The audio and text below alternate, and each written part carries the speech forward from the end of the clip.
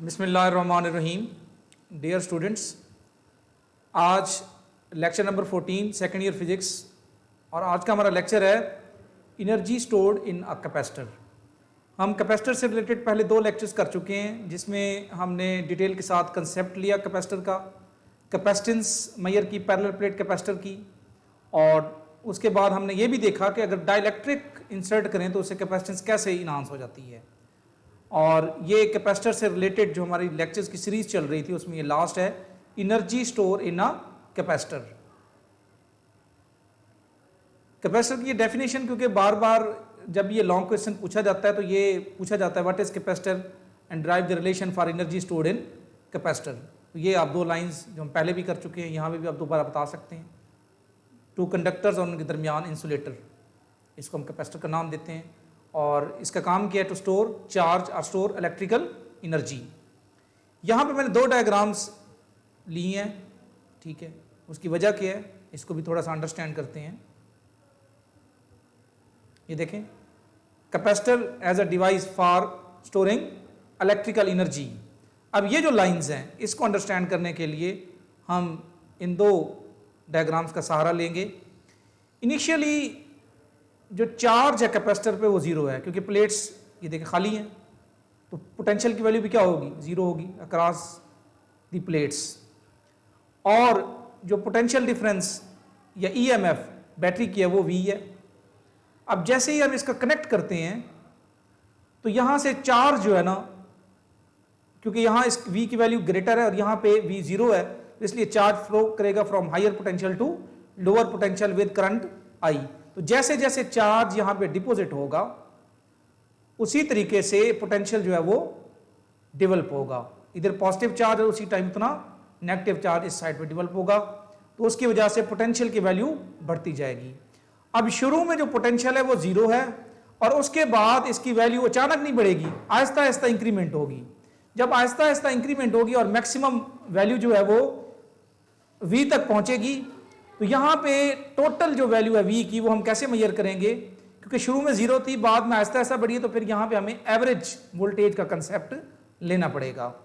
इसलिए the charge on the plate possesses electrical energy which arises because work is to be done to deposit charge on the plates। तो ये देखें, work कौन करवा रहा है, बैटरी जो है वो एनर्जी दे रही है उन चार्जेस को, और ये वर्क हो रहा है और ये चार्जेस किधर जमा हो रहे हैं, इन प्लेट्स पे, पॉजिटिव इधर और नेगेटिव इस साइड पे। Second point, with each small increment of charge being deposited during the charging process the potential difference between the plates increases and larger amount of work is needed to bring up next increment of charge. इस line को समझते हैं हम। अब देखें, शुरू में कोई भी चार्ज मौजूद नहीं है, जैसे ही सपोज कर लें यहां पे ये चार्ज आया और यहां पे ये इधर नेगेटिव आया, तो उसकी वजह से पोटेंशियल क्रिएट हो गया इन प्लेट्स पे।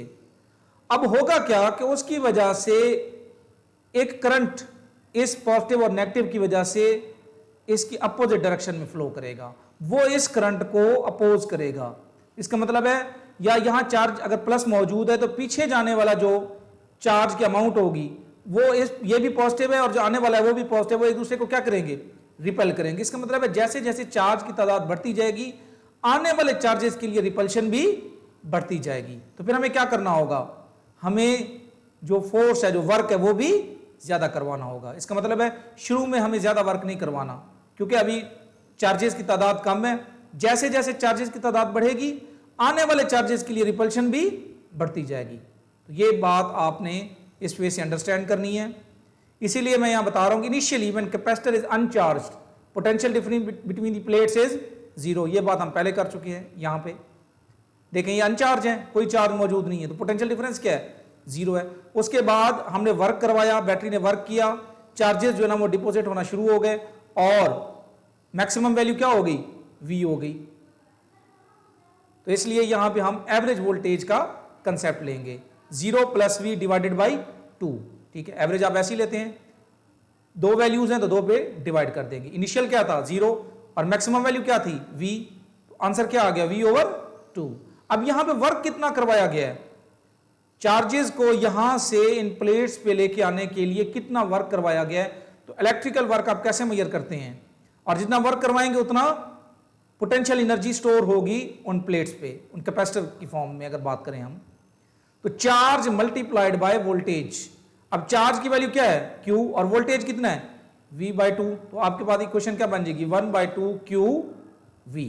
अब जो Q है उसको आप लिख सकते हैं CV, आपके पास वैल्यू क्या आ जाएगी 1/2 CV का स्क्वायर, क्योंकि Q किस चीज के इक्वल होता है CV के। ये आप पहले भी ये इक्वेशन जो है ना वो कर चुके हैं। तो अब ये इक्वेशन हमारे पास आ गई है कि एनर्जी जो स्टोर होगी वो किस फॉर्मेट में है 1/2 CV का स्क्वायर। किस पे डिपेंड कर रही है, capacitance of the capacitor, potential between the plates.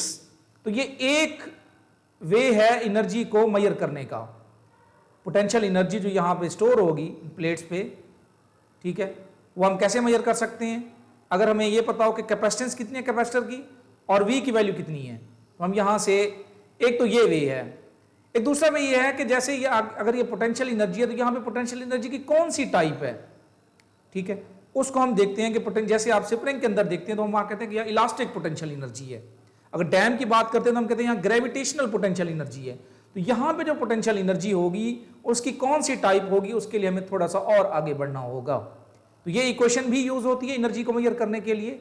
जब आपके पास कैपेसिटेंस और V गिवन हो तो फिर आप एनर्जी इस इक्वेशन से मेजर करेंगे। अब हम दूसरी इक्वेशन की तरफ आते हैं। हम ये कहते हैं कि it is also possible to regard the energy as being stored in electric field between the plates. हम ये कहते हैं कि जो potential energy in the form of electric field store होती है between the plates of a capacitor. अब उसकी तरफ आते हैं, क्या करेंगे हम ये करेंगे कि हमारे पास V जो है वो इक्वल होगा E/D के। ये हम पहले पढ़ चुके हैं, इलेक्ट्रिक फील्ड और वोल्टेज के दरमियान क्या रिलेशनशिप है, E electric field, D distance between plates. और ये क्योंकि पैरेलल प्लेट कैपेसिटर की बात कर रहे हैं तो उसकी इक्वेशन क्या थी कैपेसिटेंस की, A/0/D। इसकी वैल्यू आप, ये C की वैल्यू आ गई A/0/D, और V की ये वैल्यू तो इसका स्क्वायर का आएगा, E का स्क्वायर D का स्क्वायर।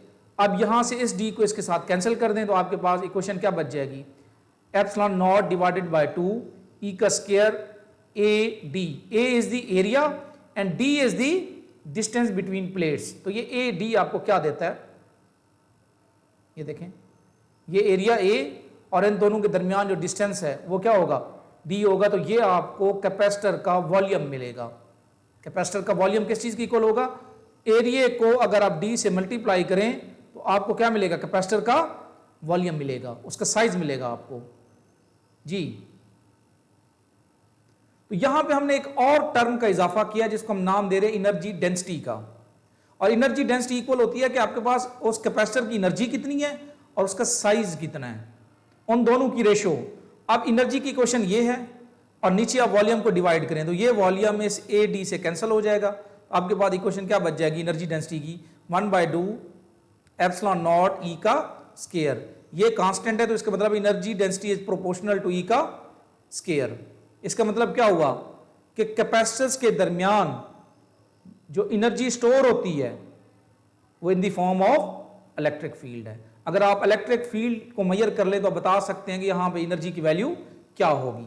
दूसरा, हमने यहां एनर्जी डेंसिटी का कंसेप्ट इसलिए लिया है कि जो कैपेसिटर होता है ये साइज पे भी डिपेंड करता है। इसका मतलब ये हुआ कि अगर आप इसका साइज कम या छोटा करेंगे तो एनर्जी की वैल्यू चेंज हो जाएगी, कैपेसिटेंस की वैल्यू चेंज हो जाएगी। तो ये बात आपने याद रखनी है कि एनर्जी जो स्टोर होगी वो सिर्फ यहां पे हम ये नहीं कहेंगे कितने चार्जेस यहां पे स्टोर हुए हैं, C की वैल्यू कितनी है या V की वैल्यू कितनी है, साथ हमने वॉल्यूम भी देखना है। वॉल्यूम के कम या ज्यादा होने से भी एनर्जी की वैल्यू चेंज हो जाएगी। इसलिए हमने एक नई टर्म का इजाफा किया और उसको हमने नाम दिया एनर्जी डेंसिटी का। एनर्जी कितनी है और उस कैपेसिटर का वॉल्यूम कितना है, उसका साइज कितना है, उसकी डायमेंशन क्या है, उनकी जो रेशियो है उसको हमने क्या नाम दिया एनर्जी डेंसिटी का। तो यहां से हमने जो इक्वेशन निकाली उसमें क्लियर नजर आ रहा है कि energy density only depends upon electric field. तो यहां से क्या पता चला कि कैपेसिटर के अंदर जो एनर्जी स्टोर होती है वो किस फॉर्म में होती है, इलेक्ट्रिक फील्ड की फॉर्म में। तो ये आपसे मल्टीपल चॉइस क्वेश्चन में ये चीज पूछी जा सकती है। तो ये डेरिवेशन थी।